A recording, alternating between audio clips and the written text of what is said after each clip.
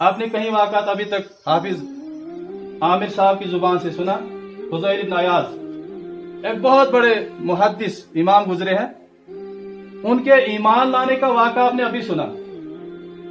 جب انہوں نے ایمان لے آیا تھا وہ ڈاکے کی اس نیت سے نکلے ہوئے تھے، یعنی گناہ کبیرہ، ڈاکہ ڈالنا گناہ کبیرہ ہے، اسی ارادے سے وہ نکلے ہوئے تھے. جب اس محل پر، اس جگہ پر وہ پہنچے تو گھر میں سے جب وہ چڑھنے لگے اس دیواروں کے اوپر چوری کرنے کے لیے، تو گھر سے آواز آ رہی ہے قرآن کی، اور جو آیت آپ نے سنی کہ اس آیت کی تلاوت جب ان کے کان پر پڑی تو انہوں نے اس کے مفہوم کو سمجھا کہ ایمان والو ابھی تک وہ وقت نہیں آیا کہ تمہارے دل اللہ رب العالمین کے خوف سے ڈر جائے. کیا وہ وقت نہیں آیا؟ اس آیت کو اس نے سمجھا. اور ظاہر سی بات ہے کہ اس سے پہلے اس آیت کو اس نے نہیں سنا تھا، نہیں پڑھا تھا. اگر اس سے پہلے اس نے اس آیت کو پڑھا ہوتا یا اسے سمجھا ہوتا تو وہ اس قسم کا عمل نہیں کرتا.